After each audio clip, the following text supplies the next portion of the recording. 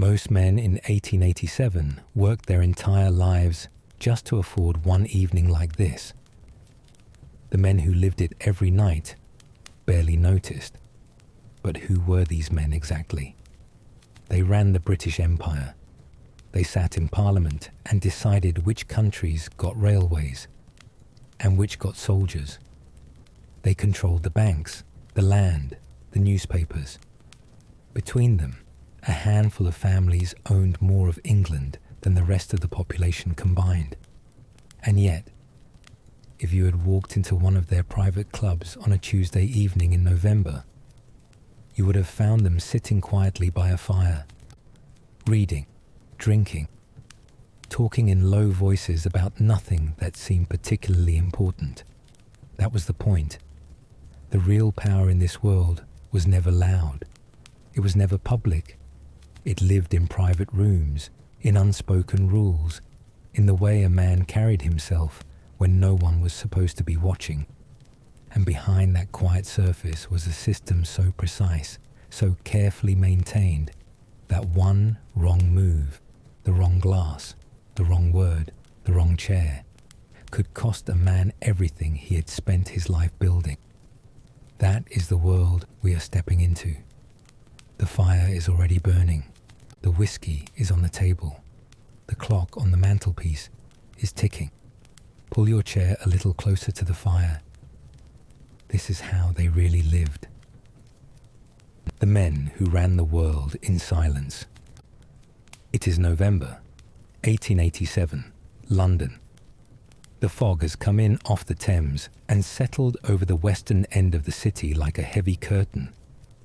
This part of London, just a short walk from Buckingham Palace, tucked behind the grand shops of Piccadilly, is called St. James's. It is a quiet neighbourhood, understated. The buildings are old and well kept, the streets narrow, the gas lamps burning low in the mist. On the surface, there is nothing particularly remarkable about it, but St. James's Street, a short road running gently downhill toward the palace, is one of the most quietly powerful stretches of ground in the world. Not because of what you can see, because of what is behind the doors. On this one street, and the roads that run off it, sit more private gentlemen's clubs than anywhere else on earth. Buildings with heavy curtains in the windows and no signs outside. No noise. Nothing to announce what they are or who goes inside. You would walk past most of them without a second glance. And that is exactly the point. Inside one of these buildings, about halfway down St. James's Street, a cream-coloured Georgian townhouse that has been standing since the reign of William III. 3 men are sitting in leather chairs by a fire. They appear to be doing absolutely nothing. One is reading a newspaper. One is looking at the fire. The third has his eyes half closed, a glass resting loosely in one hand, his breathing slow and completely unhurried. The room around them is warm and very quiet. A clock ticks somewhere. The fire shifts and settles. Outside, the city moves in its usual fog and noise and urgency. In here, none of that exists. This is the world we have just entered. And before we go any further, it is worth understanding exactly who these 3 men are. The man by the fire, the one with his eyes half closed, is a duke. In Victorian England, a duke is the highest rank of the nobility below the royal family itself. There are only around 30 of them in the entire country. They do not earn their position. They are born into it, inheriting a title and everything that comes with it. The estates, the money, the social standing, from the father who inherited it, from his father before him. This particular duke owns land across 6 English counties. Thousands of acres of farmland, forest and parkland. Entire villages where every house, every farm, every road belongs to his family. He has never needed to work. Neither did his father, or his grandfather, or the 7 generations before them. He is not unusual in this room. He is simply one of three. The man reading the newspaper has spent the past week making decisions about British policy in India. India, at this point in history, is the most valuable possession in the British Empire. A vast territory of over 250 million people, governed from London, thousands of miles away. The decisions this man makes affect the lives of more people than most governments in the world ever will. He makes them quietly, without ceremony, and then comes here in the evening to read the paper. The third man, the one with the glass, is a banker.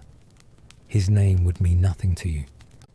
But earlier that morning, his signature on a single document in the City of London, the financial district a few miles east of here, moved more money than most countries collect in taxes in an entire year. None of them are talking about any of this. That is the first thing you need to understand about this world.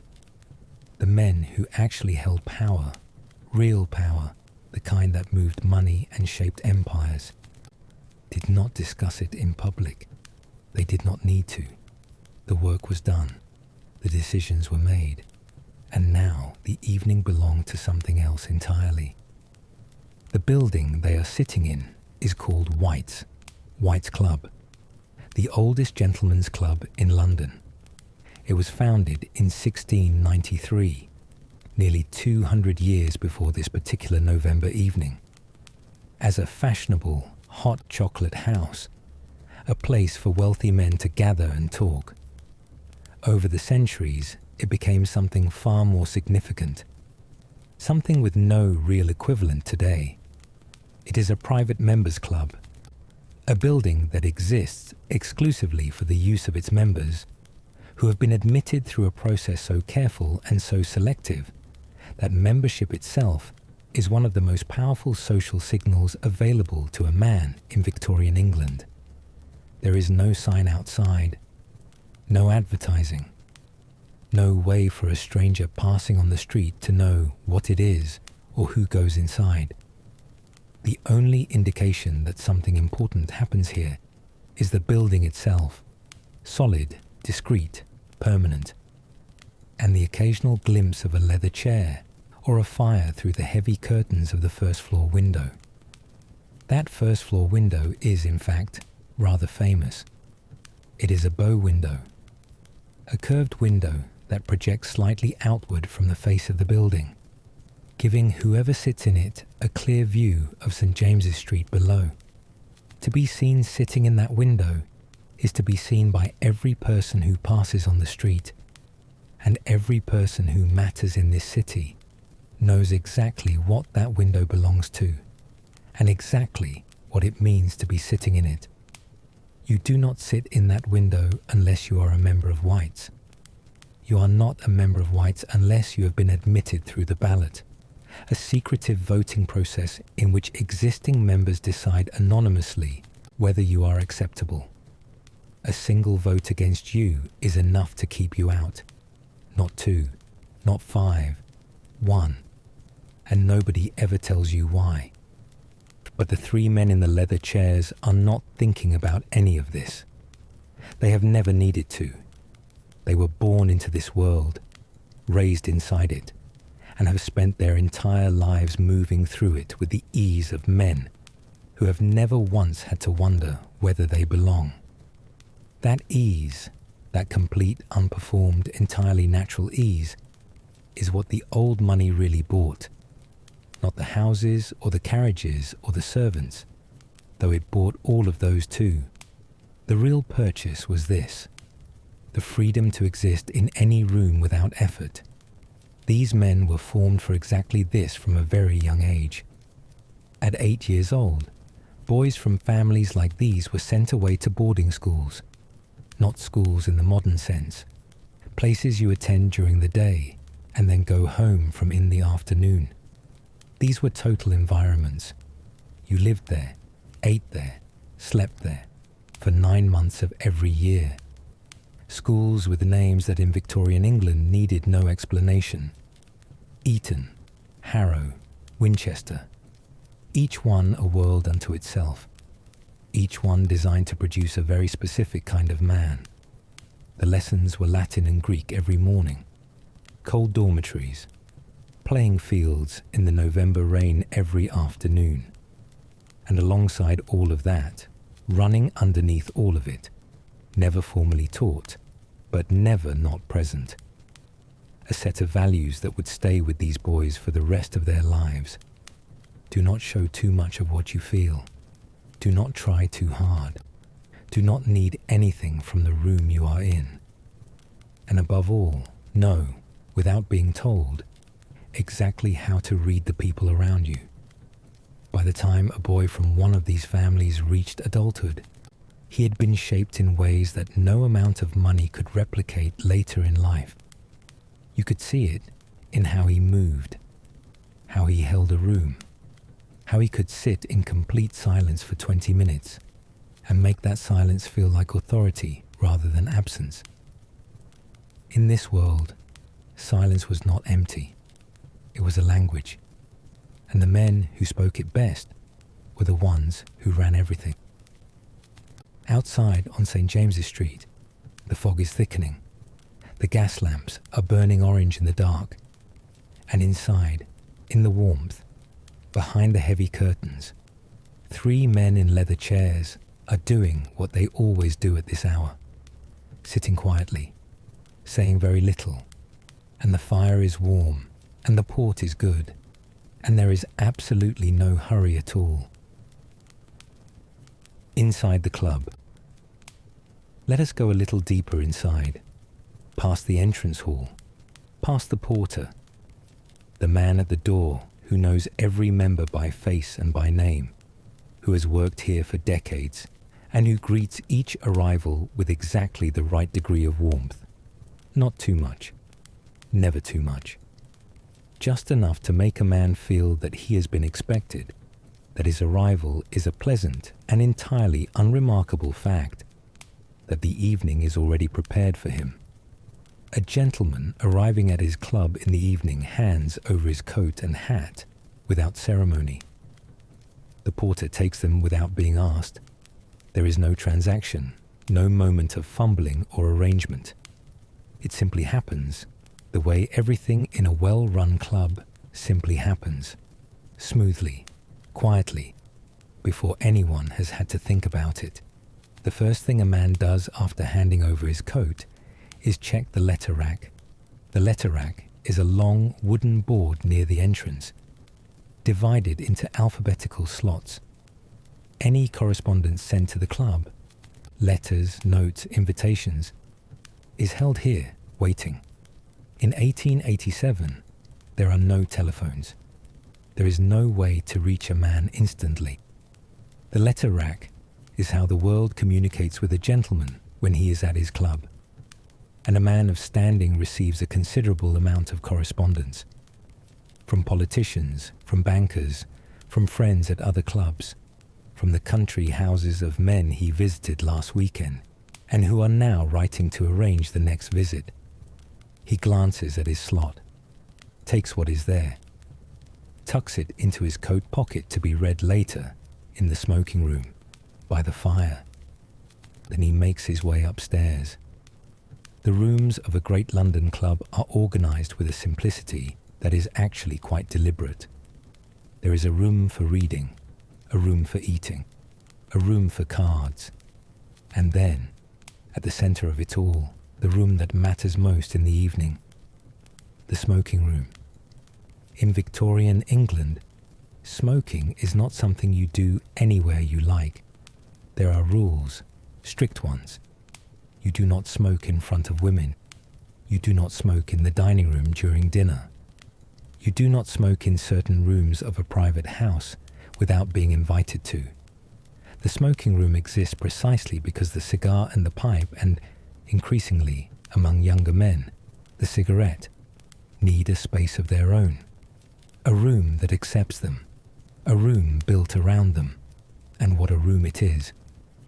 The chairs in the smoking room are deep leather armchairs, wide, high-backed, the kind that hold a man rather than simply support him.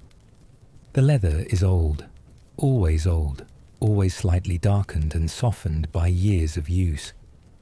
New leather in a smoking room is a minor scandal. It means something has been replaced, which means something has changed, and these rooms are not supposed to change. The best chair in the best smoking room in London carries the smell of 50 years of evenings, cigars, coal smoke, old wool, the faint mineral trace of the fire. That smell is not a flaw, it is the point. The fire is coal, always coal in the city, maintained at a level of warmth that is substantial but never aggressive. Not the roaring fire of a country house after a cold day outdoors, but something steadier, more settled. A fire that has been burning at roughly this temperature for decades, tended by men whose entire professional purpose is to ensure it never goes out and never becomes uncomfortable. The newspapers are there, mounted on long wooden rods, a practical solution that keeps the pages open and flat and prevents them from being folded and creased by multiple readers. The Times, the Morning Post, the Illustrated London News, and for members with particular interests, the financial papers, the foreign papers, the specialist publications that a club of this standing maintains for exactly this kind of reader. A man could spend an entire morning here, moving between the papers and the fire and the occasional quiet exchange with whoever happened to be sitting nearby, and feel at the end of it that he had done something entirely worthwhile. And he would be right, because in this world, knowing what was happening, really knowing, not just the public version printed in the papers, but the deeper currents underneath, was itself a form of power. And the smoking room was one of the places where that knowledge circulated most freely, not in speeches or announcements, but in small remarks. An observation dropped casually by a man who had been at a particular dinner the night before. A name mentioned in a tone that communicated to anyone paying attention exactly how that name was currently regarded. A silence in response to a question that said more than any answer could have. You had to know how to listen. You had to know what you were listening for. And the men who had grown up in this world had been learning to listen in exactly this way since they were 12 years old. Now, the cigar. A good cigar in 1887 comes from Cuba. Havana cigars, hand-rolled on the island, shipped across the Atlantic, stored carefully in cedar-lined boxes until they are ready. Cedar, because that particular wood breathes in a way that keeps the tobacco at exactly the right level of moisture. Too dry, and the cigar burns too fast and tastes harsh. Too damp, and it will not stay lit. The cedar box finds the balance and holds it, for months if necessary. A serious cigar smoker maintains his own supply. He has a relationship with a tobacconist, a specialist tobacco shop, several of which are clustered right here on St. James's Street. And he orders his cigars in advance, has them stored correctly, and selects them with the same care he might apply to selecting a wine. The clubs maintain their own house selection. A cedar-lined cabinet in the smoking room, kept at the right conditions, offering members a choice of cigars that can be charged to the member's account. The quality of this selection is a point of institutional pride. A club whose cigars are mediocre is a club that has let its standards slip. Cutting and lighting a cigar is not a quick business. First, the cap, the sealed end, must be removed with a clean, precise cut. A special small blade carried in the waistcoat pocket or on the watch chain is used for this. Cut too little and the smoke cannot draw through. Cut too much and the whole thing begins to unravel. The correct cut is confident, clean, and takes perhaps 3 seconds. Then the lighting. The cigar is held at a careful distance from the flame. not touching it, because direct flame scorches the tobacco and ruins the taste. It is rotated slowly, the heat coaxing an even burn around the entire foot of the cigar, until a ring of glowing tobacco has formed all the way around. Only then is the first real draw taken. This takes 2 minutes, perhaps 3. Nobody thinks this is a long time. Nobody is watching the clock. The evening has barely started, the fire is warm, and there is something deeply satisfying about doing a small thing very carefully and very well. That, in miniature, is what this entire world is about. There is one more thing about these clubs that is worth understanding before we leave them for the evening. The blackball. When a man is proposed for membership at a club like White's, his name is written in a book near the entrance. Every member of the club can see it. Every member can make inquiries, quiet ones, discreet ones, about who this man is, where he comes from, what people think of him. This goes on for several weeks. And then, on a specified evening, the ballot takes place. A small wooden box is passed around the room. Each member reaches in and places a ball. White for yes, black for no. When the box is opened and counted, a single black ball is enough. Not 2, not 5. 1 anonymous vote against, and the man is refused. No explanation is given. No appeal is possible. The candidate is simply told that his application has not been successful, and that is all. 1 man, 1 black ball. That is enough to close the door forever. The word entered the English language through exactly this mechanism. To be blackballed, and what it meant in the world these men lived in, where reputation was the most valuable thing a man possessed, was not simply that you had been kept out of a club. It meant that someone in that room had looked at your name and decided, for reasons they were never required to explain, that you were not acceptable. The question that followed a blackball, why, had no answer, and a question with no answer in a world built entirely on reputation was one of the most uncomfortable things imaginable. Men thought carefully before proposing someone for membership. Fathers worried about their sons. Old friendships were tested by the question of whether a man was willing to put his name behind yours. And in the smoking room, after the ballot, the evening continued exactly as it always did. The fire burned, the cigars were lit, the conversations moved in their quiet, unhurried way through the hours. Nothing was said about what had just happened. Nothing needed to be. The clock on the mantelpiece moved through 10, then 11. The city outside grew quieter, and the men in the leather chairs stayed exactly where they were. Warm, comfortable, entirely at ease, for as long as the evening asked them to. The private study. Not every evening ended at the club. Many evenings, perhaps most evenings for most men, were spent at home. And at home, there was one room that mattered more than any other to a wealthy Victorian gentleman. Not the drawing room, where the family gathered. Not the dining room, where dinner was served. Not even the bedroom, the study, or the library, in houses grand enough to have one separately.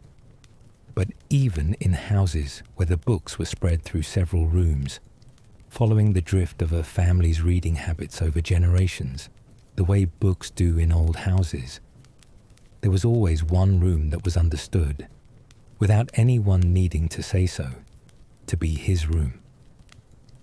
The room where he went when the evening had reached the point at which he wanted to be alone. These rooms had a character that was remarkably consistent across the full range of wealthy Victorian households. Walk into the private study of a London townhouse in Mayfair, the expensive residential neighbourhood just north of St James's, and then walk into the library of a great country house 300 miles to the north, and you would find the same essential elements, the same quality of light, the same smell, the same feeling of a room that had been lived in, seriously and over a long time, by a man who knew exactly what he wanted from it. The desk was always there. Large, dark wood, mahogany or walnut usually, positioned to make use of the window light during the day, though by evening the curtains were drawn and the light came from candles, or later in the period, from gas. The surface of the desk was never empty. That is the first thing to understand. A Victorian gentleman's desk was not a clean surface waiting to be used.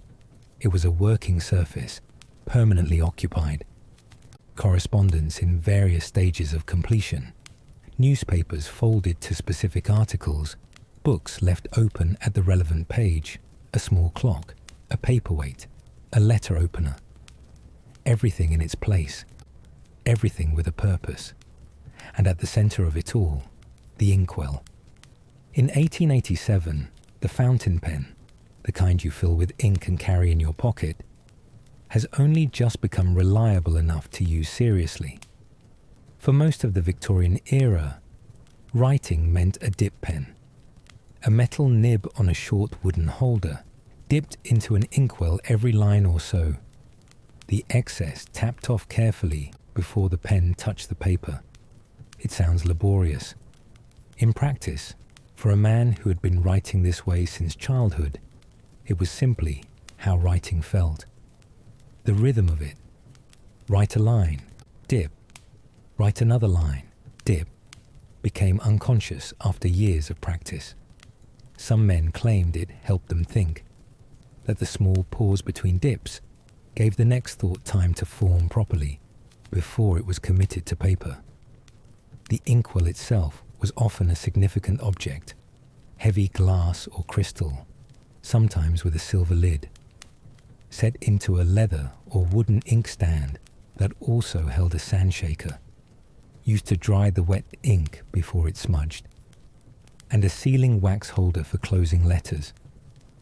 All of it arranged on the desk with an order that was both practical and, in its quiet way, a statement about the man who used it. Because in this world, everything on a desk told you something. The letters a man wrote were considered one of the primary expressions of his character. Personal correspondence, letters to friends, to family, to men he had met at dinner and wanted to follow up with, was written entirely in his own hand. Not dictated, not typed, not dashed off. Written carefully, in ink, on paper that had been chosen with attention. The paper mattered. In significant households, the notepaper carried the family crest at the top, not printed, but engraved. Engraving produces a slight raised impression that you can feel with your fingertip, and that a person receiving the letter would notice immediately. It was a mark of quality that printing could not replicate. The weight of the paper, the color, the size of the sheet, all of these things communicated something to the person on the other end before they had read a single word. A thick, cream-colored sheet with an engraved crest at the top said one thing. A thin, white, commercially printed sheet said something quite different. And the men who received these letters knew exactly what they were reading. Then there were the books. The library of a Victorian gentleman was not simply a collection of things he had read. It was a statement of identity, a carefully curated signal arranged on shelves that any visitor to the room would glance at, and from which they would draw conclusions, accurate ones, usually, about who this man was and how he had been formed. The classics were always present. The ancient Greeks and Romans, Homer, Virgil, Cicero, Thucydides, in their proper leather bindings, arranged with a certain dignity that acknowledged what they represented. A man who had been educated at Eton or Harrow had spent years with these texts, they were part of him. Their presence on the shelf was evidence of that formation, and their absence would have been noticed. But alongside the classics, in a study that belonged to a genuinely curious man, you would find the history, the travel, the biographies of soldiers and explorers and statesmen, the most recent publications still in their paper wrappers, and tucked in somewhere, always, the specialist volumes that revealed a particular private passion. Books on the management of game birds, on the breeding of horses, on the engineering of railways, on the natural history of a specific region of the world that a man had visited once and never quite stopped thinking about. These specialisms were taken seriously. A Victorian gentleman of means had time, real time, more than most people today can imagine, to pursue interests that had no professional purpose whatsoever. And he pursued them with the focused intensity that only genuine leisure makes possible. On the lower shelves, within easy reach of the desk, sat the working books, the reference books, Debrett's Peerage, a published guide to the British aristocracy, listing every titled family in the country, their estates, their family trees, the correct form of address for every rank. A man of the world needed to know, at any moment, exactly how to address a duke versus an earl versus a baron, and exactly how those titles passed from father to son. Getting it wrong was the kind of mistake that was never corrected out loud and never forgotten. Next to Debrett's, almost certainly, a railway timetable, Bradshaw's Railway Guide, named after its publisher, George Bradshaw, who began producing it in 1839.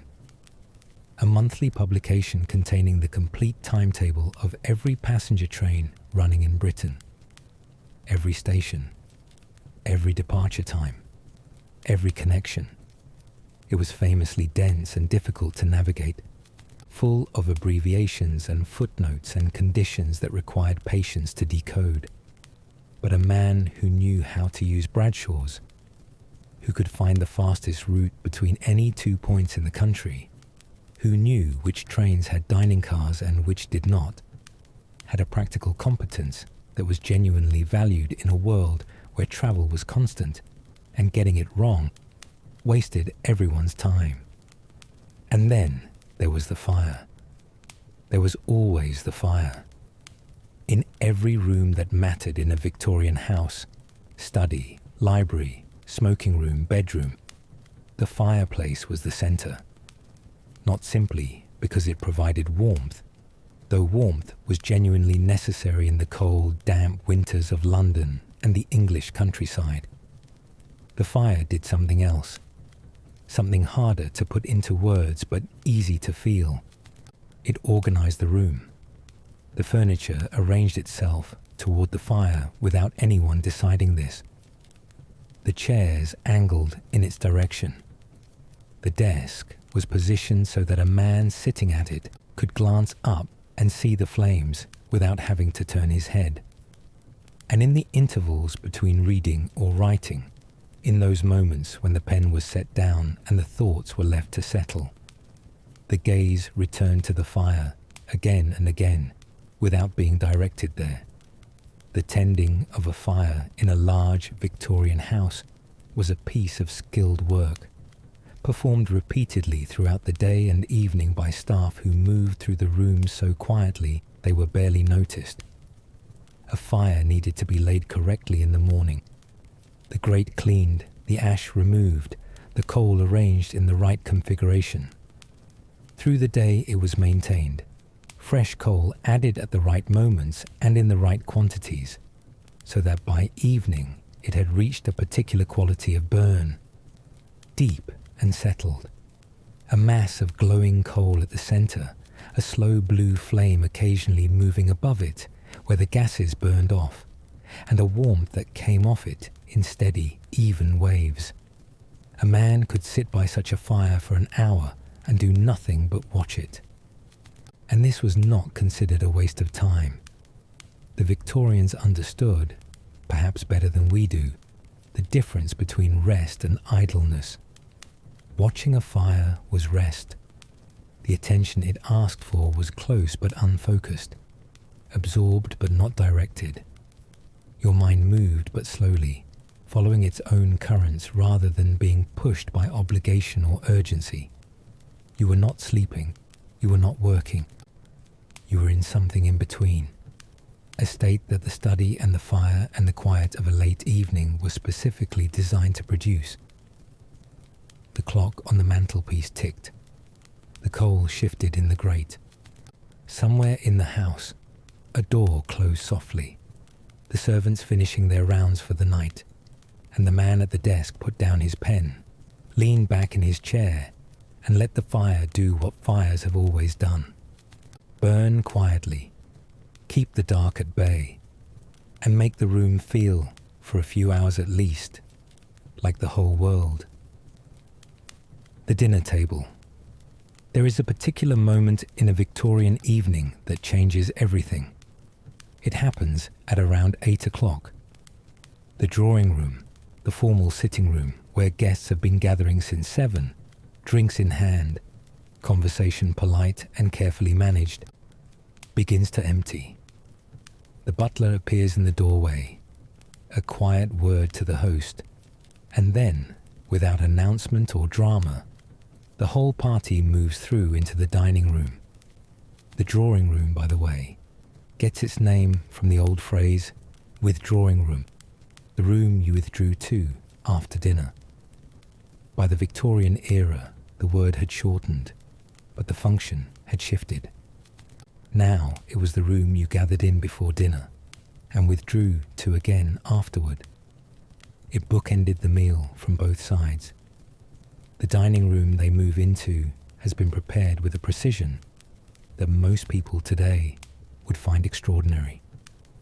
The table is set with a formality that follows rules so exact they could be written down, and in fact were in the household manuals and etiquette guides that circulated among the staff and hostesses of the period. Every piece of cutlery in its correct position, every glass, and there will be several, one for each wine, placed with mathematical accuracy. The flowers arranged at exactly the right height so as not to obstruct the view across the table. The candles lit and already burning steadily, their light falling across the silver and the crystal in a way that the hostess has considered in advance, because the light of a dinner table is not an accident. It is a decision. The seating plan is also a decision. One of the most important decisions of the evening, made by the hostess over the preceding days, sometimes weeks, with a care that her guests will never fully appreciate, because if she has done it correctly, it will simply feel natural.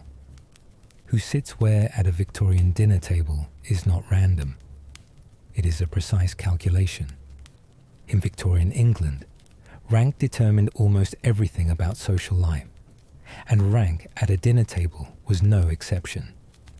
A duke outranked an earl outranked a baron outranked a knight, and the wives of all of these men carried their husband's rank, so the duchess sat above the countess, and so on down the table. The most senior guest, the one with the highest rank, sat to the right of the hostess. The second most senior sat to her left. The host himself sat at the opposite end of the table, with the next most important women beside him. All of this was fixed, non-negotiable. A hostess who seated guests in the wrong order was making a social error that the affected parties would notice immediately and remember for a long time. But within those fixed rules, there was room for judgment. A cabinet minister, a senior government official, might be placed above his technical rank if the hostess judged that his conversation would be particularly valuable that evening. A famous explorer, freshly returned from somewhere extraordinary, might be given a seat of honor simply because everyone at the table wanted to hear him speak. A brilliant wit might be placed next to a famously dull duke to keep the evening alive. The hostess, who could manage all of these variables simultaneously, rank, personality, conversation, the particular chemistry of who worked well beside whom, was considered to possess one of the most valuable social skills of the era, and she was right to be considered so. The dinner itself was long, longer than almost anything a modern person would sit down to voluntarily. A formal Victorian dinner in the 1880s consisted of anywhere from 8 to 12 courses. Not small tasting portions, real courses, each one substantial, each one requiring its own cutlery and its own wine. The whole affair lasted 2 to 3 hours as a matter of course. Nobody rushed. Nobody expected to rush. The meal was not an interruption to the evening. The meal was the evening, at least for the first half of it. Soup first, then fish, then a large roasted joint of meat carved at the table, then smaller dishes, what the Victorians called entrees, showing off the range of the kitchen, then game, if it was the right season, pheasant perhaps, or woodcock, then sweets, then a savoury at the end, something sharp and small, devilled kidneys, or an anchovy on toast, designed to close the appetite cleanly and signal that the serious eating was done. And through all of it, the wine moved in its own precise sequence. Sherry with the soup, a light white wine with the fish, claret or burgundy. Both are red wines from France, and the choice between them was itself a quiet statement of taste and preference. With the meat, champagne somewhere in the middle, port or Madeira, a sweet fortified wine from the Portuguese island of Madeira, with the sweets. And then, at the end of the meal, something happened that had no equivalent in modern dining. The women left the room. The hostess would rise from her chair. The other women at the table would follow. There would be a brief rustling, a gathering of shawls and fans, a quiet movement toward the door. And then they were gone. Upstairs to the drawing room, where coffee would be served, and a different kind of conversation would take place among themselves. And the men would remain at the table. The chairs were drawn closer together. The port decanter, port, the dark fortified wine from Portugal that had been the drink of English gentlemen for over a century, was placed on the table and began to move, always to the left, clockwise around the table. This was a rule so firmly established that a man who reached across to take the decanter before it reached him was committing a small but noted error. You waited, however thirsty you were, however long it took, you waited for the decanter to come to you. Nobody ever explained this rule out loud. Nobody needed to. The cigars came out at the same time. The cedar box passed around the table in the same leftward direction. Each man selected his cigar, cut it, lit it in the unhurried way we have already described, and the smoking room smell settled into the dining room for the first time that evening. Because until this moment, no one had smoked. Now the room belonged to the men, and the room changed accordingly. The candles were lower now. The silver on the table caught the light differently at this hour, warmer, less formal. The footmen, who had been moving silently around the table throughout dinner, were reduced to one, keeping the port moving, otherwise invisible. And the conversation shifted. During dinner, the conversation had been managed, polite, broad enough to include everyone at the table, careful enough not to exclude or offend.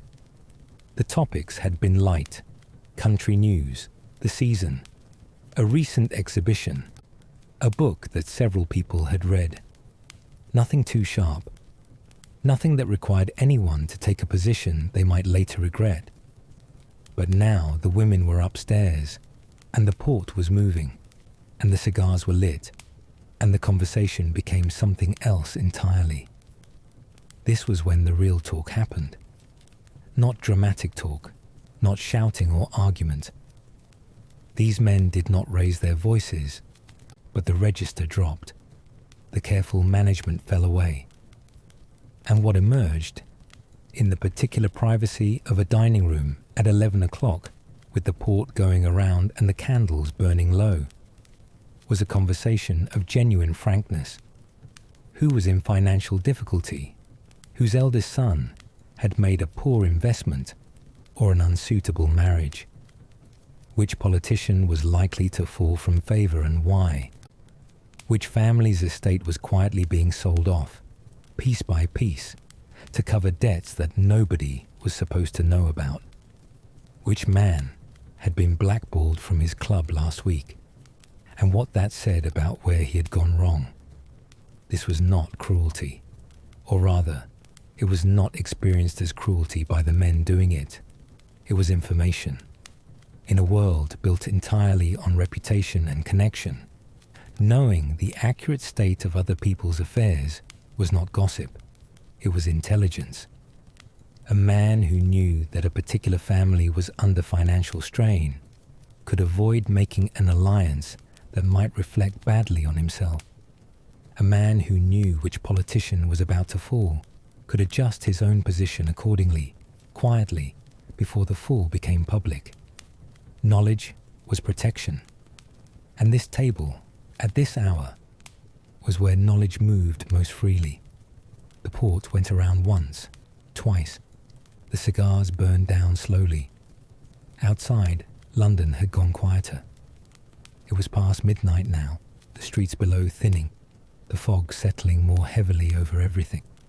Inside, the candles were very low. The men at the table were not in a hurry to move. There was no reason to be. The women upstairs were comfortable. The fire in the drawing room was warm. Everything was taken care of. They stayed at the table as long as the evening asked them to. And the port kept moving, always to the left, steady and unhurried, the way everything in this world moved, around and around the table, through the quiet hours, until the night was very late and the candles had burned almost to nothing, and someone, eventually, pushed back his chair. And the evening moved on to wherever evenings like this always ended up. Somewhere warm, somewhere quiet, somewhere that felt, for a few more hours at least, like the whole world was exactly as it should be. The country house. Imagine arriving somewhere by train on a Friday afternoon in October. Not a busy station, a small one, a single platform, a handful of people, the smell of coal smoke from the engine drifting away into cold country air. You step down onto the platform and the train moves off behind you, and suddenly it is very quiet. Fields on all sides, the sky wide and grey and enormous compared to what you are used to in London. And there, waiting on the forecourt outside the station, is a carriage. Not a hired cab, a private carriage, dark, well maintained, with a coachman on the box in the livery of the house you are going to. He knows who you are. He has been sent specifically to meet this train, specifically for you. Your luggage is loaded without fuss. You climb in. The carriage moves off along a road that runs through open farmland, then through a gate, then along a private drive lined with old trees whose branches meet overhead. And then, at the end of the drive, the house. This is the country house weekend, one of the defining institutions of Victorian upper-class life. And for the men we have been spending these evenings with, the men of the clubs and the private studies and the long dinner tables, it was as important as anything that happened in London. Perhaps more important, because out here, away from the city and its particular pressures, the world felt different, slower, more itself. The country house weekend was not called a weekend, not exactly. In this era, the working week for the men who ran things ended on Friday. Guests arrived Friday afternoon or evening. They stayed through Saturday and Sunday, sometimes into Monday. The house's staff had been preparing for days, fires lit in every bedroom, flowers arranged in the principal rooms, the kitchen working at full capacity to feed not only the family and guests, but the servants who had travelled with them from London. Because the guests brought their own servants, always. A gentleman arriving at a country house party brought his valet. His wife brought her lady's maid. Sometimes they brought more. These personal servants continued to look after their employers exactly as they did at home, while simultaneously entering the social hierarchy of the house they were visiting. A parallel world running underneath the world of the guests, with its own order and its own unspoken rules. The house itself, the great English country house, is one of the most considered buildings ever made, not simply architecturally, though many of them are genuinely beautiful, designed by the finest architects of their age, set into landscapes that were themselves designed, sculpted over decades to look natural while being entirely deliberate. But what makes the country house remarkable is not what it looks like. It is what it does. It was built to support a very specific way of life. A way of life in which a large group of people, family, guests, and a considerable number of staff could exist together under one roof for several days, comfortably, without friction, with everyone knowing exactly where they were supposed to be and what they were supposed to be doing at any given moment. The architecture made this possible. The family had their rooms. The guests had their rooms. Bedrooms on the upper floors, each one prepared in advance, the fire already burning when they arrived, the hot water already waiting, the bed turned down at night by a housemaid who came and went so quietly that the guest barely noticed. The servants had their own quarters, their own staircases, their own dining room. In a well-designed house, the servants' world and the guests' world overlapped constantly, but were almost never directly visible to each other. Breakfast was the most informal meal of the day. Available from 8 in the morning, laid out on a long sideboard in the dining room, kedgeree, scrambled eggs, deviled kidneys, cold meats, toast and preserves, kept warm over spirit lamps, so that guests could come down whenever they liked and eat what they wanted without ceremony. No fixed time, no waiting for anyone. This was one of the few moments in Victorian social life where genuine informality was permitted, and most people valued it precisely for that reason. After breakfast, the day divided itself according to what was available and what the season demanded. In October and November, the height of the shooting season, the day was organized around the shoot. Shooting in the Victorian country house world was not simply a pastime, it was an institution. The management of a shooting estate was one of the most significant undertakings a wealthy landowner engaged in. Expensive, complex, requiring year-round attention, and a small team of dedicated staff. The man at the center of all of this was the gamekeeper, not a servant in the usual sense, something more independent than that. A man with genuine authority over a large area of land, responsible for the breeding and rearing of game birds through the summer, the protection of nesting grounds, the control of foxes and stoats and other predators that threaten the birds, and the organization of the drives on shooting days.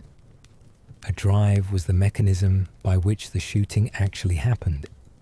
Beaters, men recruited from among the estate workers and local labourers, moved in a long line through the coverts. Coverts were the areas of woodland and scrub where the game birds sheltered and rested. The beaters walked forward slowly, making noise. driving the birds upward and forward until they flew over the guns. The line of shooters standing in the open field ahead, each man at his numbered peg, waiting. A well-organized drive on a good estate could present 100 birds in 20 minutes, flying high and fast, at angles that required real skill. This was not casual. The men shooting took it seriously. They had been shooting since boyhood, had their guns made to measure by the finest gunmakers in London, and were judged, quietly, carefully, by the men standing on either side of them, on how they handled themselves, the guns themselves. The shotguns used for this kind of shooting were, by the 1880s, among the finest mechanical objects made in England. London gun makers, Purdy, Boss, Holland and Holland, produced double-barreled guns of a quality that has never been substantially exceeded. A match pair from James Purdy and Sons, made to order and fitted to the specific measurements of the man who would use them, cost more than a skilled craftsman would earn in several years. They were expected to last for generations. Many of them did. A man who had shot with Purdy's all his life would no more pick up an ordinary gun in company than he would arrive at dinner without dressing. The quality of a man's guns was visible. The way he handled them was visible. Everything in this world was visible to the people who knew how to look. By 4 o'clock, the light was already going. October afternoons in the English countryside end early. The sky turns from grey to a darker grey, the fields losing their colour, the trees on the edge of the parkland becoming silhouettes. The shoot was over for the day. The guns were put away. The beaters dispersed back to the estate, and the men walked back across the fields toward the house. Cold, tired in a specific and uncomplicated way, the kind of tiredness that comes from being outside in the cold all day, and that no amount of London club life could replicate. There was something these men valued about that tiredness. Most of them lived largely sedentary lives in the city. The mornings at the desk, the afternoons at the club, the evenings at the dinner table. Comfortable, yes, but not physical. The country weekend gave them their body back, in a way. 6 hours on their feet in the November air, and by the time they walked through the front door of the house, they were genuinely, honestly tired. The drawing room before dinner had a different quality for it, warmer, looser. People came down from their rooms with colour still in their cheeks, and a kind of ease that the managed sociability of London rarely produced. The conversation was different too, more anecdotal, more honest. Men talked about the shots they had missed as readily as the ones they had made, and this particular kind of self-deprecation, rare in other Victorian social contexts, was one of the specific pleasures of the shooting weekend. Then dinner, long and formal as always, but with a different energy underneath it. The appetite was real. The wine went a little more freely. And after dinner, when the port was moving, and the cigars were lit, and the conversation had shifted into its late-night register, the tiredness of the day began to settle into something that felt very much like contentment. The house was quiet by midnight. The fires in the bedrooms had been kept low by the housemaid's last round. The curtains were drawn against the cold, and the men who had spent the day in the open fields and the evening at the table made their way up the wide staircase and along the dark corridor to their rooms. Outside, the countryside was completely still. No traffic, no gas lamps, just the dark and the cold and the particular silence of a large house settling into the night. And somewhere downstairs, the last fire was burning low, keeping the dark at bay, the way it always had, the way it always would, quietly, without being asked, just doing what it was there to do. The whiskey and the glass. There is a tray on the table in the study. It has been there every evening for years. A silver tray, not ostentatious, not large, just the right size. Holding a crystal decanter, 2 glasses, and a siphon. The siphon is a pressurized glass bottle, about the size of a large wine bottle, fitted with a small lever at the top. Press the lever, and a stream of cold carbonated water comes out in a controlled arc. Release the lever, and it stops. It sounds simple. It is simple. But the siphon, the decanter, and the 2 glasses arranged on that silver tray represent something that took the better part of a century to arrive at. The particular evening drink of the Victorian and Edwardian gentleman, Scotch whisky. This needs a little context, because Scotch whisky in 1887 is not what most people assume it to be. It has not always been the drink of choice for wealthy Englishmen. For most of its history, Scotch whisky was considered a rough spirit, a rural drink, something the Scots made in their Highland distilleries and drank themselves, suitable for the people who produced it, but not for the tables of the London elite. What changed this was a disaster. In the 1860s and 1870s, a tiny insect called phylloxera, a root-eating pest, originally from North America, swept through the vineyards of France and destroyed them almost completely. The French wine and brandy industries, which had supplied the English upper classes for generations, collapsed practically overnight. Cognac, the brandy from the Cognac region of France that had been the standard after-dinner spirit for English gentlemen for over a century, became almost impossible to obtain. And so, the English upper classes, suddenly without their preferred spirit, looked elsewhere. They found Scotch whisky, but not the raw, unblended malt whisky of the Highland distilleries. What they found, what was being developed at exactly this moment by a new generation of whisky producers, was something smoother, more approachable. Blended Scotch whisky, which combined the intense character of the Highland malts with the lighter, gentler quality of grain whisky, producing a spirit that could be drunk the way brandy had been drunk, slowly, with a little soda, in a good glass, by a fire. The names that established themselves in this period are still familiar today. Johnny Walker, Dewars, Haig, Teachers. These firms built their reputations in the 1870s and 1880s, and they built them partly through something that modern marketing would recognize immediately: the deliberate association of their product with a particular image. The leather armchair, the evening fire, the comfortable glass in the hand of a man who had earned his rest and was taking it correctly. It was not accidental. These companies understood exactly what they were selling, and it was not simply whiskey. It was the feeling of the evening, the feeling of being settled, comfortable, unhurried, the feeling that the day was done and the night belonged to you. That association between Scotch whisky and a very specific kind of masculine indoor evening contentment was constructed in this period, and it worked. Within a generation, the whisky and soda had become the defining evening drink of the English gentleman, as natural and unremarkable as the fire in the grate or the newspaper on the desk.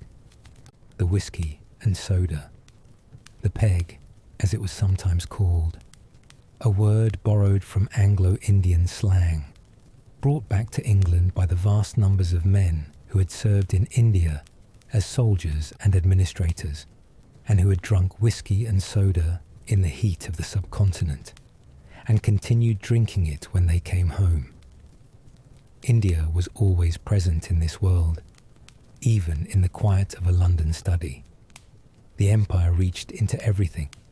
The siphon on the tray was operated with one hand.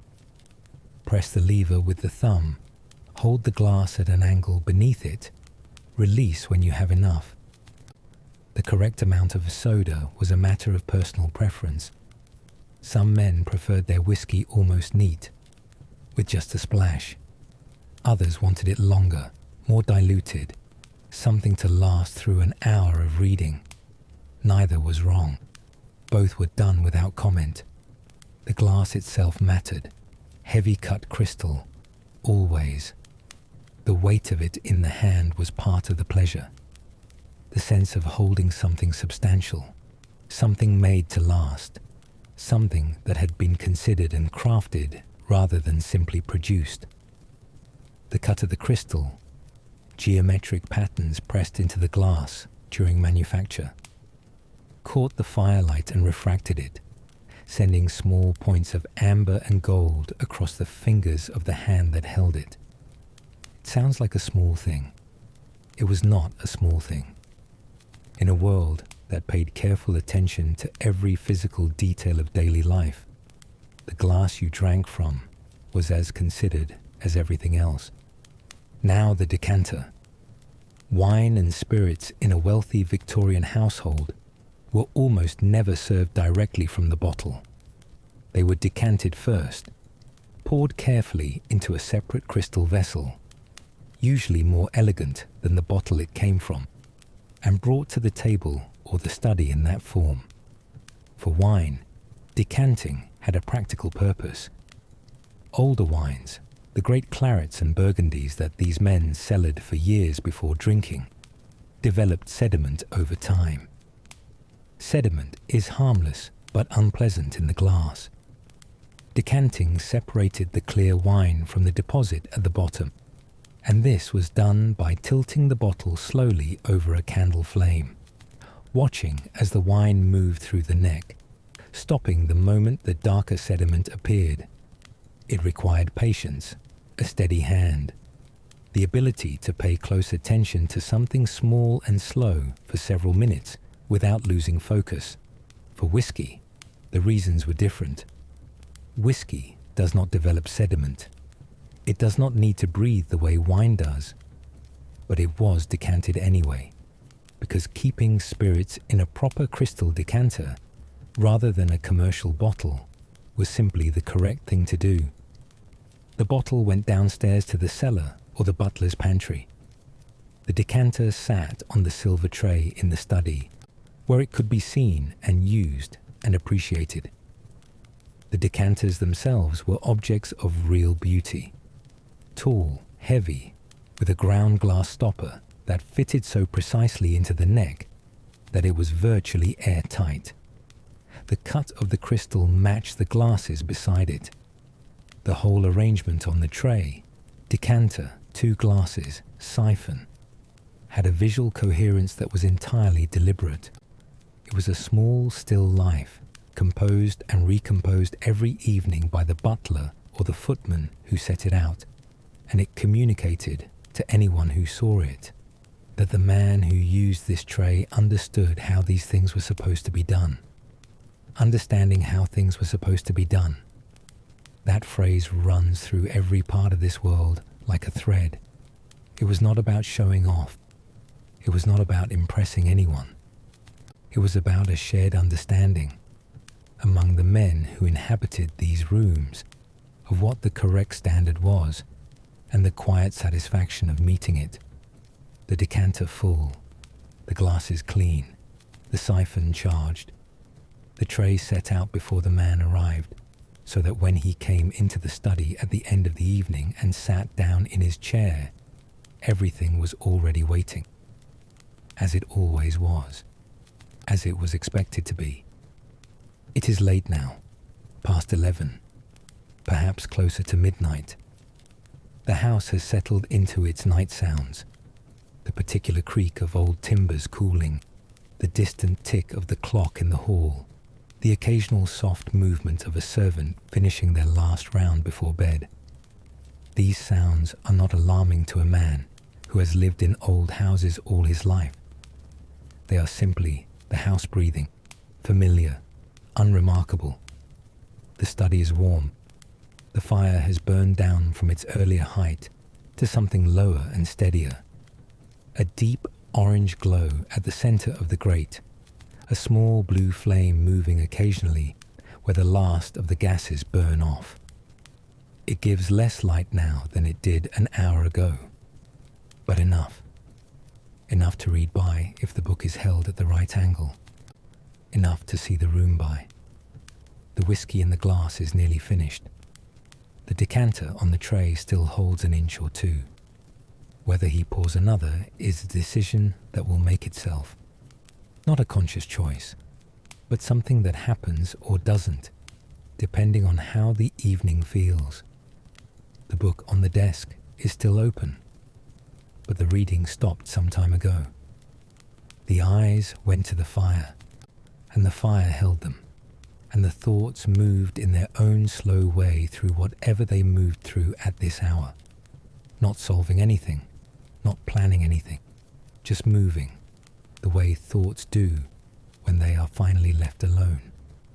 This is the part of the evening that these men valued most, though few of them would have been able to explain why. Not the dinner, not the conversation, not even the club. This, the hour after everything else was done. The chair, the fire, the glass, the quiet. A world that moved as slowly as this one, that valued restraint over display, ease over urgency, the correct thing done well over the impressive thing done loudly, understood something about rest that the modern world has largely lost. That genuine rest is not the absence of activity. It is the presence of something else, something that has no name exactly, but that feels when you are in it, like arriving somewhere you have been trying to get to all day. The clock in the hall strikes midnight. The sound moves through the house and fades. The man in the chair does not move. The fire burns quietly. The glass is still in his hand. The room is exactly as it should be. Warm, still, the darkness held back by the last of the coals. And outside, London sleeps. The fog sits heavy over the streets. The gas lamps burn low in the empty roads. The whole city, for a few hours, is quiet. In here, there is only the fire, and the slow, steady tick of the clock, and the feeling, familiar, unhurried, entirely right, of a man exactly where he is supposed to be. The railway carriage. In 1830, getting from London to Edinburgh took 4 days. 4 days by coach, on roads that were rough even at their best, in a vehicle that held 6 passengers in conditions that were not comfortable under any interpretation of the word. You stopped at inns overnight. You ate when the schedule allowed. You arrived tired, stiff, and grateful it was over. By 1870, the same journey took 10 hours. 10 hours in a padded seat, in a heated compartment, with a newspaper and perhaps a book. The English countryside moving past the window at a speed that would have been genuinely difficult for someone from 1830 to comprehend. The railway had not simply made travel faster. It had changed what travel meant. It had collapsed the distance between cities, between estates, between the life in London and the life in the country. It had made the country house weekend possible in the first place. Because without the railway, the journey from London to a distant estate was too long and too arduous to be worth doing for 2 days.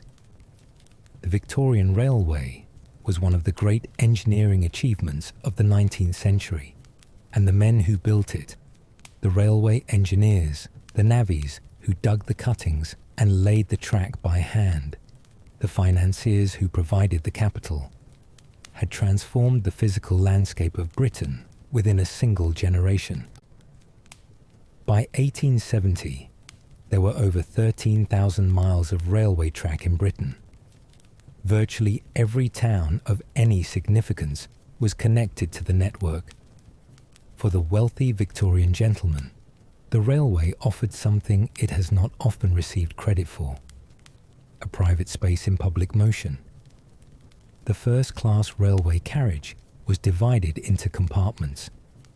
Small, enclosed spaces, 6 to 8 seats, 3 on each side, facing each other, separated from the rest of the carriage by internal partitions with a door on each side giving access to the platform. You could not move between compartments while the train was running. Once the door closed, the compartment was yours for the duration of the journey, or rather, yours and whoever else happened to be in it. The compartment itself was, by the 1880s, a genuinely comfortable place to spend several hours. The seats were upholstered in thick fabric, a deep, slightly rough material that held its shape and did not slip. Padded armrests, a headrest at the top of the seatback, curtains at the windows that could be adjusted to control both the light and the view, pulled across against the sun or against the rain, or simply to create a sense of enclosure that made reading easier. Foot warmers on the floor, flat metal containers filled with hot water, requested at the station before departure, placed beneath the seats where they radiated a gentle warmth up through the floor of the compartment. In certain premium services on the main lines, the Great Western Railway running west from Paddington, the Midland Railway running north, the East Coast Main Line toward Edinburgh, it was possible to reserve an entire compartment for your party alone, a private compartment. One extra charge, one reservation made in advance, and for the duration of the journey, the compartment was exclusively yours. No strangers, no management of shared space, just the seats, the curtains, the foot warmers, and the window. A private compartment on a long express journey was, in its own way, a travelling study. You had your bag in the rack above you, your travelling coat, a specific garment, heavier and less formal than a town coat, in a checked or rough-textured cloth that signalled you were going somewhere rather than arriving somewhere, was hung on the hook provided. The newspaper was unfolded. The book was open. And for a man who had brought a leather-covered writing pad, correspondence could be written on the knee, the motion of the train providing the necessary pressure against the pen. Outside the window, the English countryside moved past in a continuous flow of images: fields and hedgerows, village churches with their square stone towers, the interrupted geometry of agricultural land, cattle standing still in the rain, a farm track running away toward the horizon, all of it passing at 50 or 60 miles an hour, fast enough to prevent any single image from being held for long, slow enough to prevent everything from blurring into meaninglessness. There is a particular quality to this kind of watching. The eye moves without directing itself. The mind follows without being asked. And the result, combined with the rhythm of the train, the steady percussion of wheels over the joins in the track, the deeper undertone of the engine, is a state of attention that is very close to the state produced by a fire in a quiet room, absorbed, unfocused, entirely at rest. Planning a railway journey in this era required one essential tool: Bradshaw's Railway Guide. George Bradshaw was a printer and cartographer from Manchester, who, in 1839, began publishing a monthly timetable of every passenger train operating in Britain. By the 1880s, Bradshaw's had grown into something extraordinary. A volume of several hundred pages, updated every month, containing the complete schedule of every train on every line in the country, every station, every departure time, every connection, the fares for each class of travel, the particular conditions that applied to specific services, notes on which trains carried dining cars, which required advance reservation, which ran only on certain days of the week. Navigating Bradshaw's was not simple. The tables were dense. The abbreviations were numerous. The footnotes and conditions required patience and some practice to decode. A first-time user might spend 20 minutes trying to find a straightforward connection and still come away uncertain. But a man who knew Bradshaw's, who had used it for years and understood its logic, could extract any piece of information he needed in a few minutes.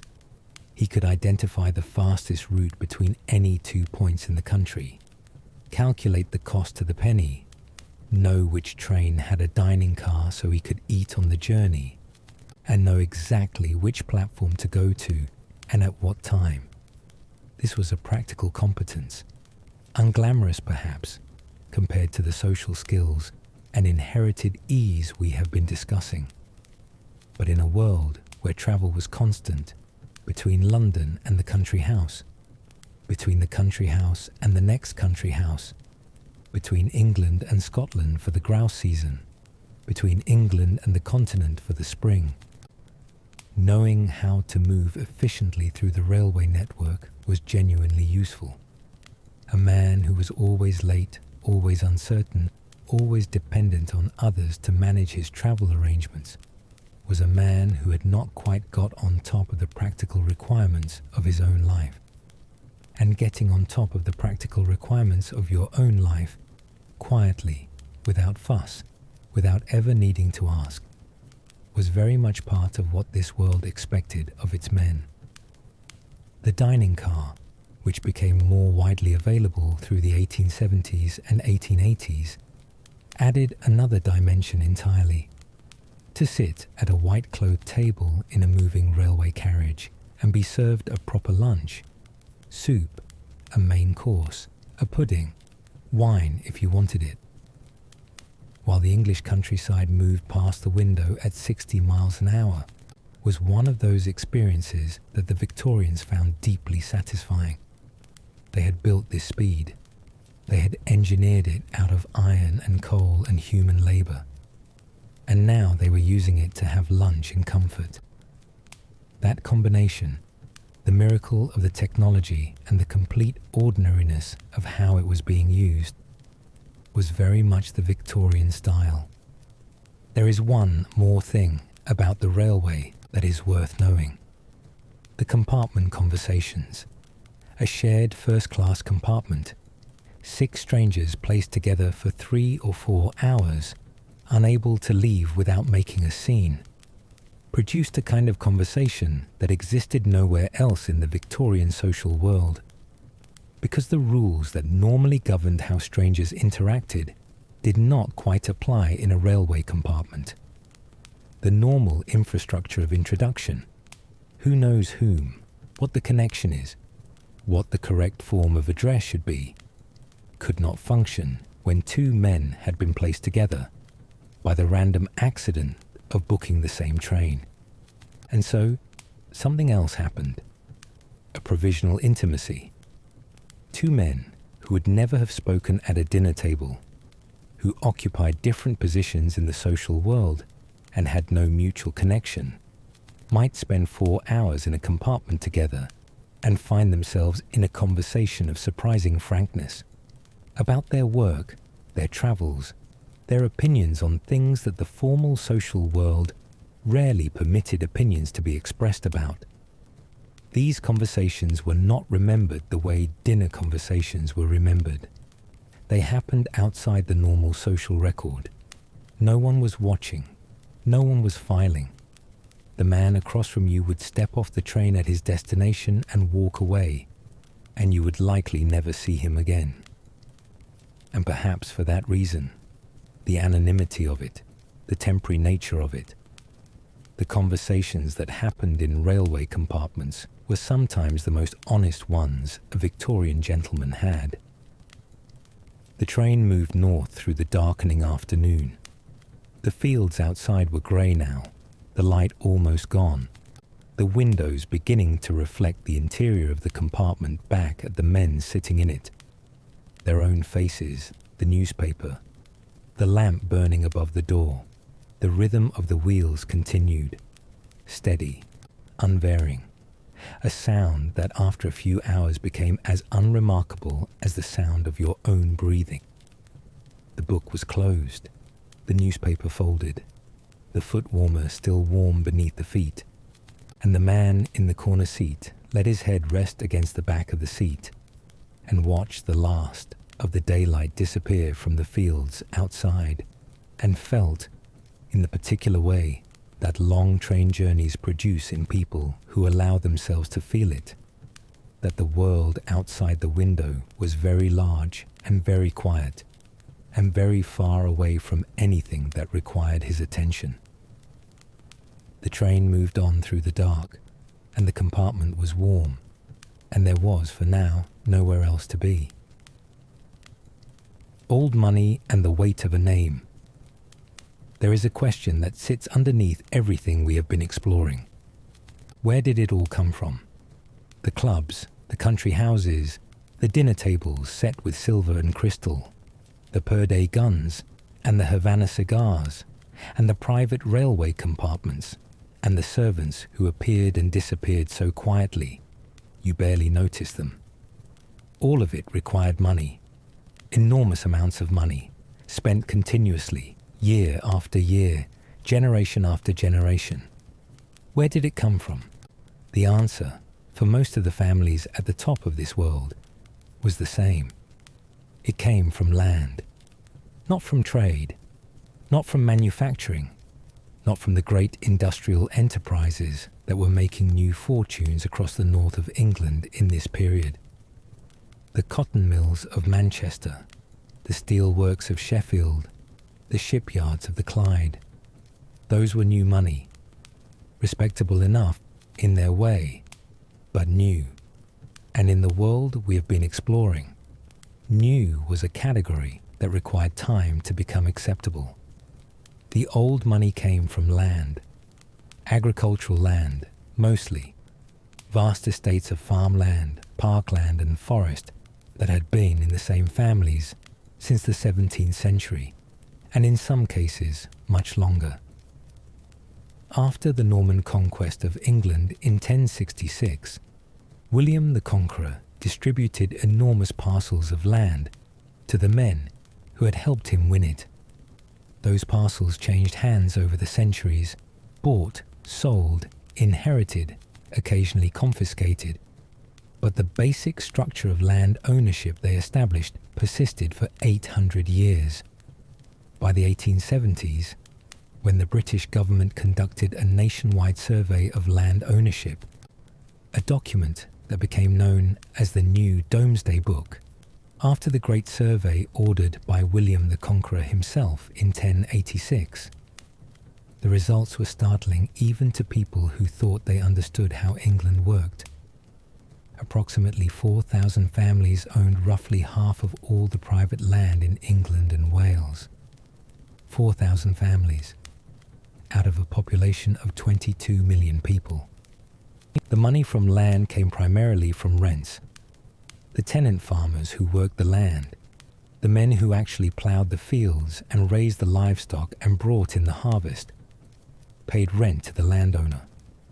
In return, they had the right to farm the land, to live in the farmhouse, to use the buildings, but the land itself was never theirs. It belonged to the estate, and the rent it generated, collected quarter by quarter through the year by the estate's agent, flowed upward to the family in the big house. A large estate might contain dozens of tenant farms, each paying its annual rent. Add to that the income from any mines on the land. Coal was particularly valuable, and many aristocratic estates sat on seams of it that the Industrial Revolution had made enormously profitable.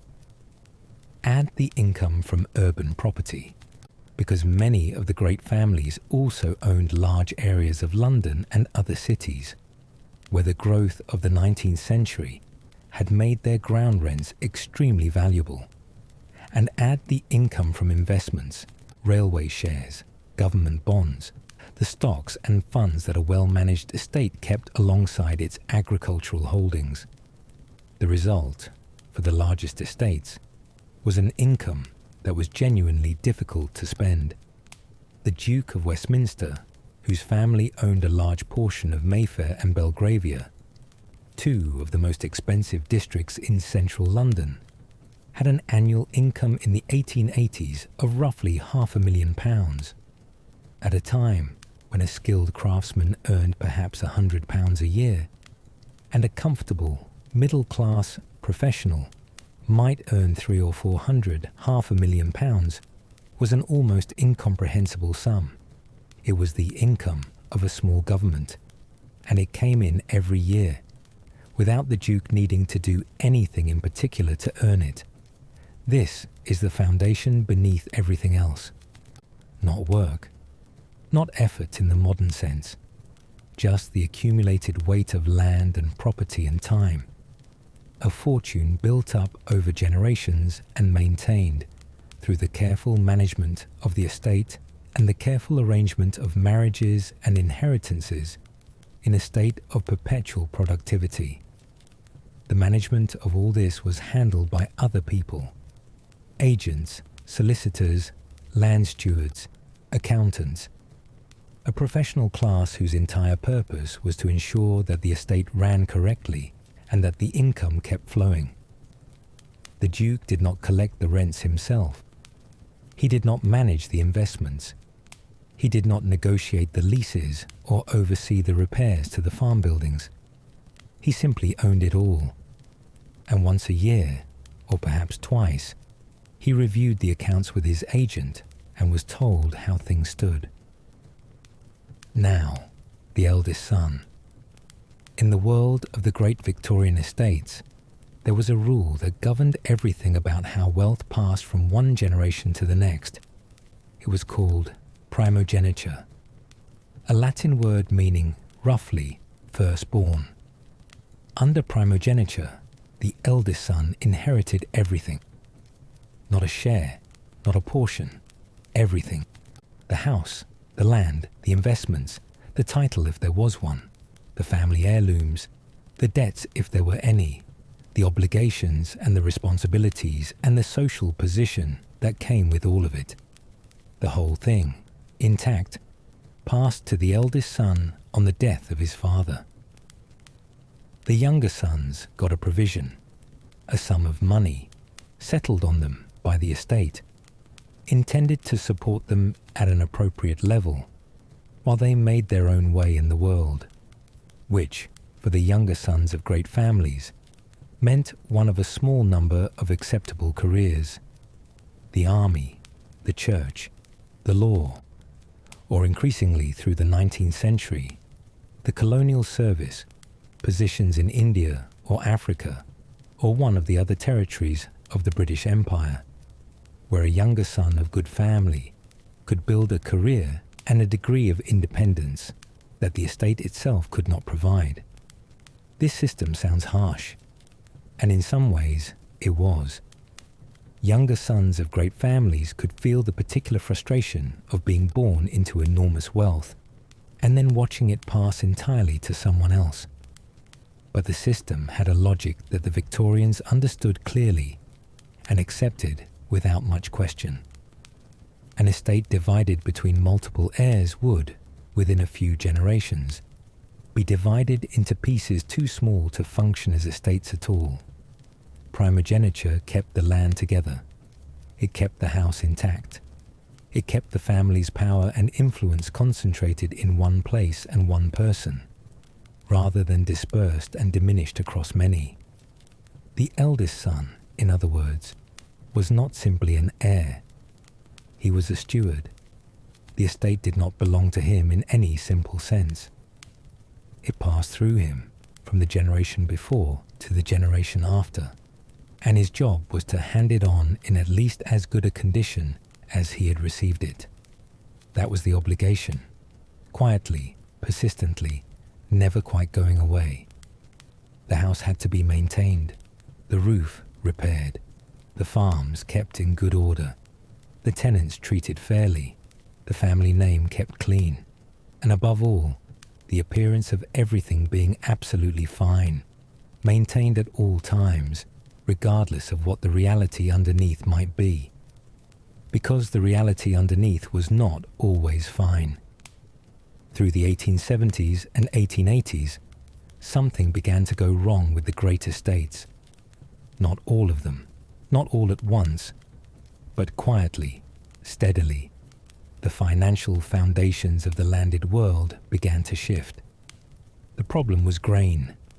North America, the vast agricultural plains of the United States and Canada, opened up by the westward expansion of the railways, began producing wheat in quantities that Britain could not compete with. American grain shipped across the Atlantic and sold in British markets at prices far below what English farmers could afford to charge, drove down agricultural rents across the country. Farms that had been profitable for generations became marginal. Rents that had flowed reliably into the estate accounts began to fall. And then, in 1894, the government introduced death duties. Death duties, what we would today call inheritance tax, were a tax on the transfer of wealth at death. For the first time in British history, inheriting a great estate came with a significant bill attached. Not ruinous, not immediately, but enough to begin, over successive generations, to eat into the capital that these estates depended on. Some families adapted. They sold outlying farms and invested the proceeds in railways and manufacturing. They married into the new money. American heiresses, daughters of industrialists, and used the fresh capital to shore up the old estates.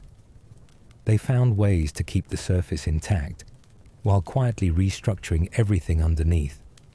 Others could not, or would not. Their estates were sold.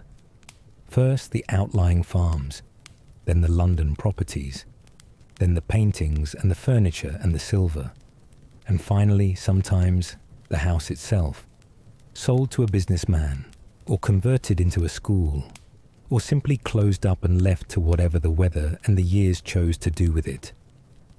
But that is later. On the evenings we have been tracing, the 1870s, the 1880s, the 1890s, the world was still largely intact. The estate still ran. The rent still came in. The agents still brought their reports, and the landowners still reviewed them by the fire in the evening, and found, on the whole, that things were satisfactory. The house was warm. The accounts were in order. The family name was secure. Outside, the countryside stretched away in the dark. Fields and farms and villages, all of it belonging to the same family it had belonged to for 200 years. And in the library, the fire burned low, and the clock ticked on, and the man in the chair by the window sat with his accounts closed on his knee and his eyes on the fire. Not worrying, not planning, just sitting with the quiet weight of everything his family had built, and everything he was responsible for keeping. The language of silence. There is something we have not yet talked about directly.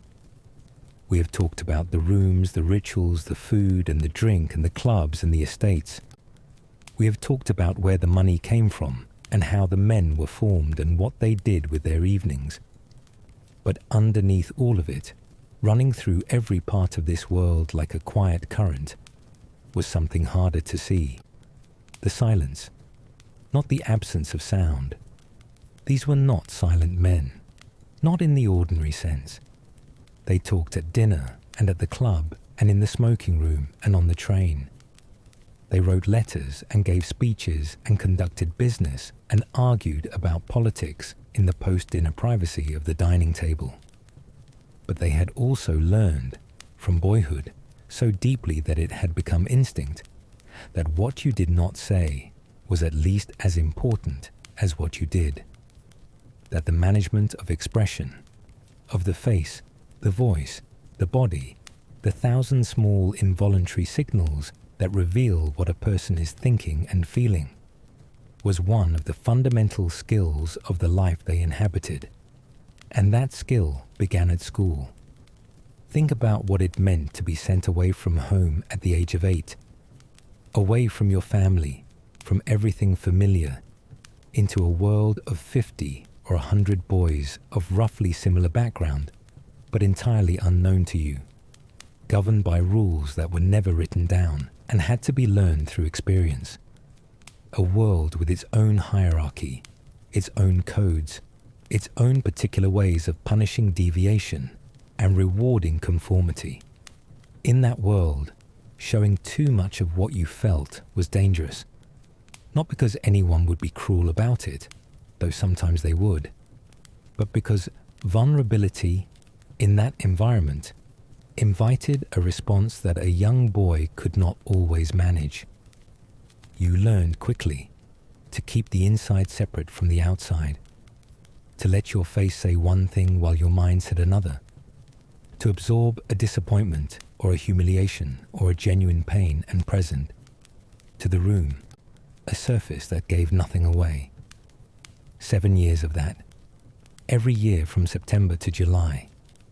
And by the time a boy from one of these families reached adulthood, the separation between the inner life and the outer face was so complete, so habitual, that it operated entirely below the level of conscious thought.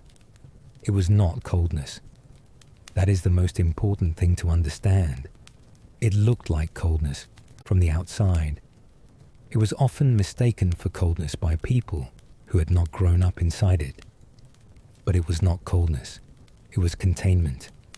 And a container can hold something very warm. Now, the cut. In the social world of Victorian England, there was a weapon more powerful than almost anything else available to a person of standing. It required no money, no legal authority, no formal process of any kind. It could be deployed in a second, in public, without a word being spoken. It was the social cut. The cut was the deliberate refusal to acknowledge the presence of a person who was known to you. You encountered them at a party, on the street, at a public event, and you simply did not acknowledge them. You looked through them. Your eyes moved across them as if they were furniture, as if they did not exist. This was a statement, a very loud statement made entirely in silence, because the cut was always witnessed. That was the point of it. It happened in places where other people were present, people who understood exactly what they had just seen. And the message it sent was clear to everyone watching. Something had happened between these two men, something serious enough that one of them had decided the other was no longer worth acknowledging in public. What that something was, nobody said. Nobody needed to. The cut itself was the communication. Its very silence was what made it so powerful, because a silent verdict cannot be argued with, cannot be appealed, cannot be addressed directly without making the situation worse. To walk up to a man who had just cut you and demand an explanation was to compound the humiliation. You did not do it. You went away and you made quiet inquiries through intermediaries. You tried to understand what had happened and whether it could be remedied. And if it could not, if the estrangement was permanent, you adjusted your understanding of the social landscape accordingly and moved on. The gradations of the cut were themselves studied and precise. The direct cut, looking at a person and then deliberately looking away, was the most severe. It left no room for misinterpretation. The indirect cut, allowing your gaze to pass over someone without quite landing on them, as if you had simply not noticed, was slightly more deniable and therefore slightly less extreme. And then there was the mutual navigation, in which two men at the same event moved through the evening in such a way that they never came close enough to require acknowledgement.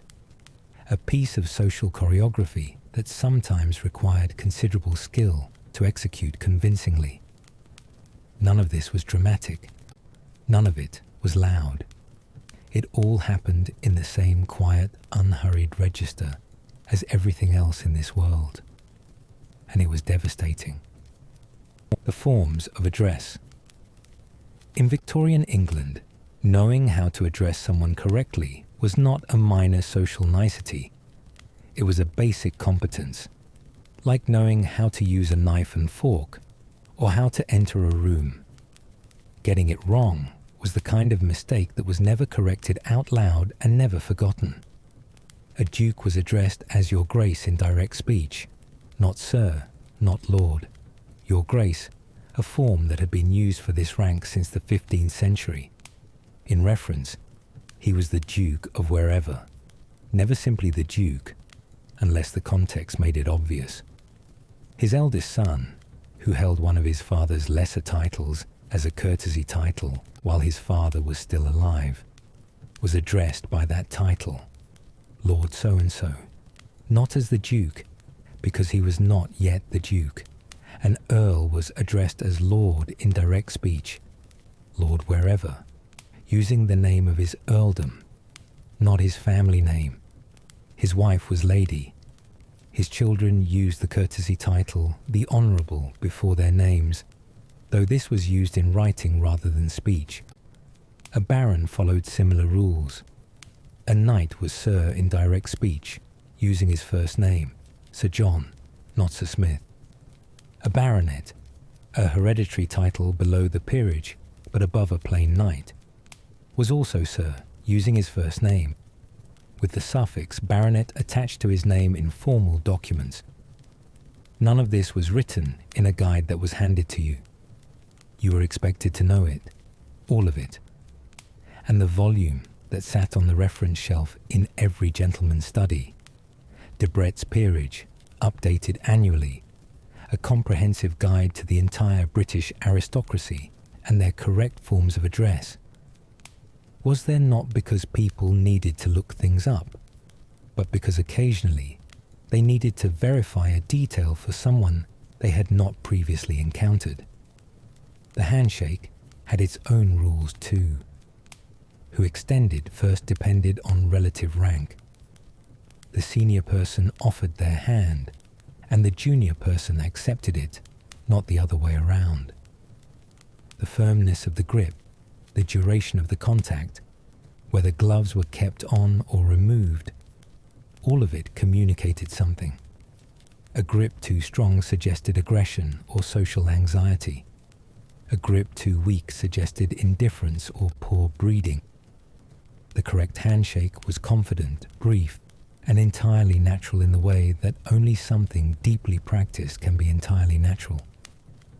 In the most formal settings, at court, or at occasions of the highest ceremonial rank, men bowed rather than shook hands. The bow was older, more formal, more distant.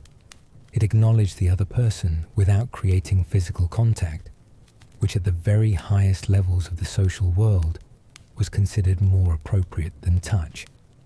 All of this, learned before the age of 20. All of it operating in the adult men we have been spending these evenings with, below the level of conscious thought. There is one last thing about this world that takes the most understanding of all: the memory. These men remembered everything, not in the way we might remember things, selectively, imperfectly, the details blurring over time. They remembered with a precision that was trained and deliberate. Who had said what at which dinner? Who had been seen with whom at which event? Who had been proposed for which club and what the outcome had been? Who owed whom a favour, and how long ago the favour had been done, and whether it had been repaid. This social memory was not vanity. It was the operating system of the world they lived in. A world built entirely on reputation and connection, and the accumulated record of how a man had conducted himself over the years required, as a basic tool, the ability to maintain that record accurately. And so, these men moved through their evenings, through the clubs and the dinner tables and the drawing rooms and the smoking rooms, observing, registering, filing.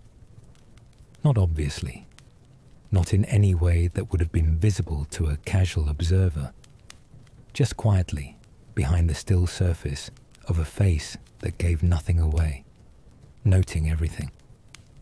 The clubs and the dinner tables were the stage where the performance took place, but the real action was in here, in the observation, the accumulation, the slow building of a picture that became, over a lifetime, an extraordinarily accurate map of the social world and everyone in it.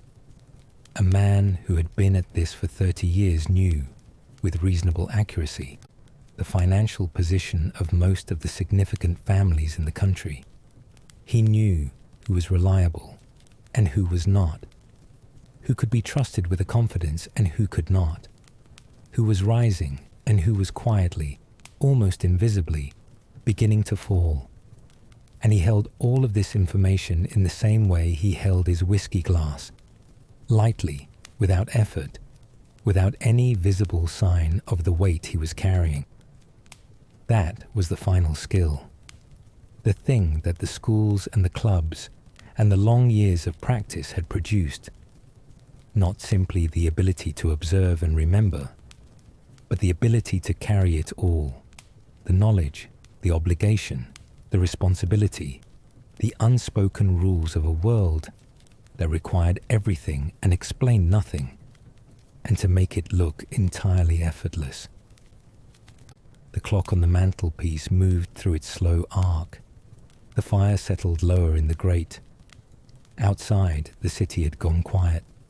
The traffic thinned, the gas lamps burning lower in the empty streets, the fog sitting heavy and still over everything. The man in the chair by the fire had not moved in a long time. His eyes were on the fire. His glass was almost empty. The book on the arm of the chair had been closed for an hour. He was not thinking about anything in particular, or rather, he was thinking about everything in the slow, unfocused way that a fire at midnight encourages, the day settling, the week arranging itself, the long, quiet wait of a life conducted according to rules that had been there before he arrived and would be there long after he was gone. He did not find this heavy. He found it in the particular way that these men found most things, simply correct.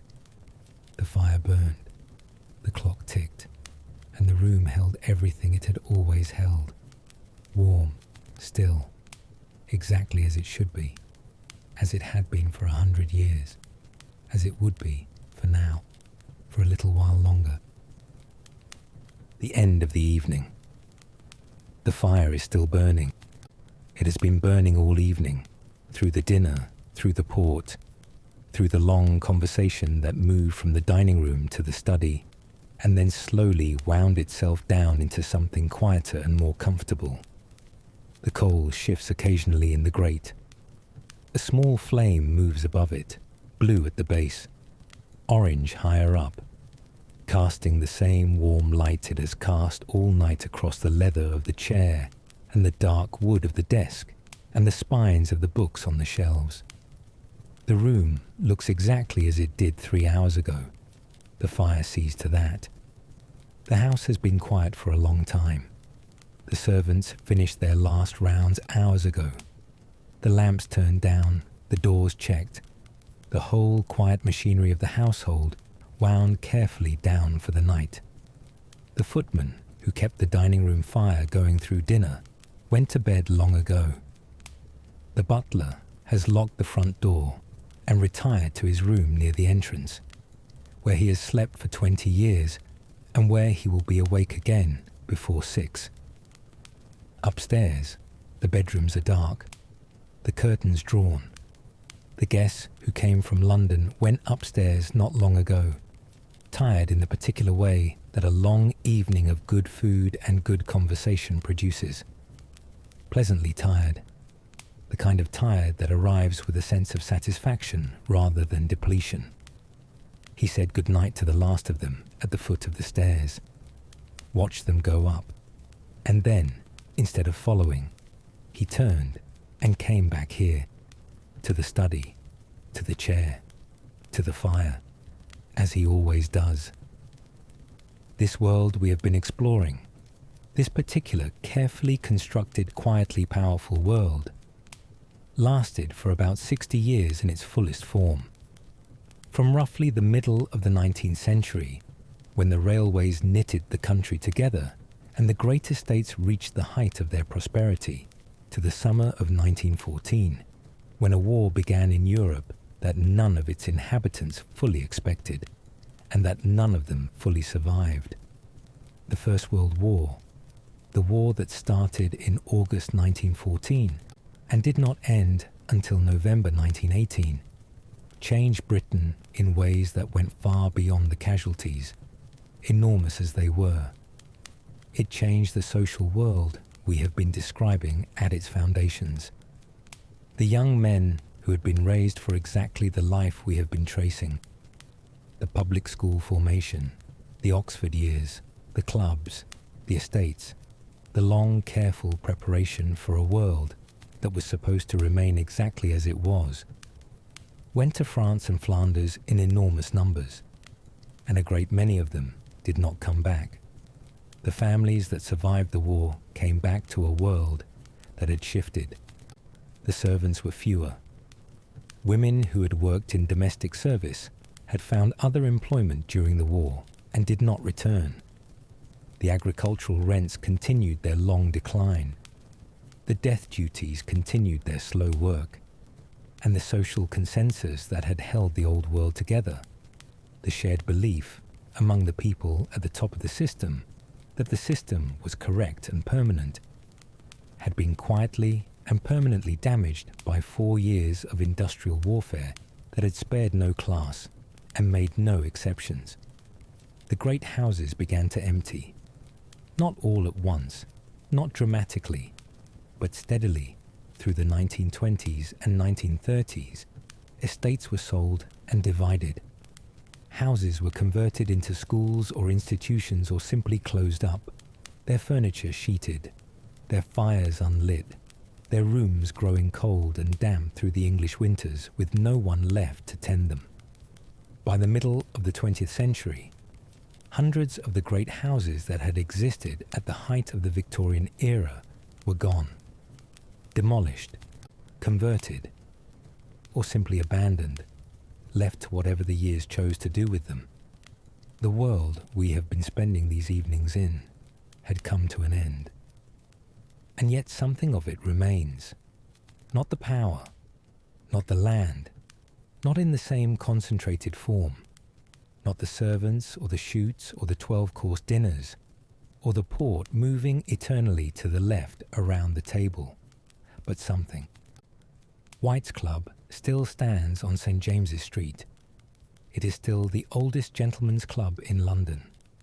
Men still sit in leather chairs in the smoking room in the evening. The letter rack is still near the entrance. The betting book is still kept, though the wagers in it are rather less dramatic than they were in the 18th century. Purdy's, the gunmaker on South Audley Street in Mayfair, still makes shotguns by hand, still fitted to the individual measurements of the man who will use them, still expecting them to last for generations. A pair of new Purdy's costs more today than it did in the 1890s, adjusted for everything, and the waiting list is still measured in years. Debrett's peerage is still published. The forms of address for a duke and an earl and a baron are still what they were in 1887. The rules have not changed because the titles have not changed, and the families, most of them, are still there. Diminished perhaps, adjusted to the modern world, but present, and in certain houses, in certain rooms, on certain evenings, the atmosphere that we have been tracing is still recognizable. The fire, the leather chair, the glass on the side table, the silence of a room that has been lived in for a very long time by people who understood, in their particular way, what a room was for. It persists, not loudly, not in any way that makes demands on the world around it, just quietly. The way everything in this world always persisted, because the things that are built to last, built with care, with attention, with the understanding that they will outlive the people who made them, have a way of doing exactly that, lasting, through the changes and the losses and the long passage of years, still here, still warm, still exactly as they were designed to be. The man in the study has not moved for a long time. The book is still on the arm of the chair, closed. The glass on the tray is empty now. The decanter holds perhaps a finger's worth of whiskey, enough for one more if he wanted one. He does not reach for it. Outside, the city is completely quiet. The fog lies heavy over the streets. The gas lamps are still burning at the corners, though there is no one left to see them. The cabs have stopped running. The last of the clubs on St. James's Street went dark a good while ago. The whole of London, at this hour, is asleep. In here, there is only the fire, and the man in the chair. He is not thinking about tomorrow, not planning, not reviewing, not preparing. The habit of his life, the constant quiet management of obligation and appearance, and the unspoken rules of a world that demanded everything, has been set aside for now. Put down the way you put down something heavy at the end of a long day. Not gone, just resting. The warmth of the room is very steady, very even. The kind of warmth that you stop noticing after a while, because it has become simply the condition of the air around you. Not something the room is doing, just something the room is. His eyes are on the fire. The fire does what fires do. It burns. Quietly, without needing anything from the man in the chair, or the house around it, or the sleeping city outside. It simply continues, steady and warm and entirely itself, the way this whole world, at its best, always was. His eyes grow heavy. The leather of the chair is warm beneath his hands. The room holds him the way these rooms have always held men like him, without asking anything, without requiring anything. Just warmth, just stillness, just the fire doing its quiet work in the dark, and outside, beyond the heavy curtains, beyond the fog and the empty streets and the sleeping city, the night continues to do what nights have always done. Hold everything still, keep the world in place, and the fire burns on, warm and steady and unhurried, the way it has always burned, the way it always will.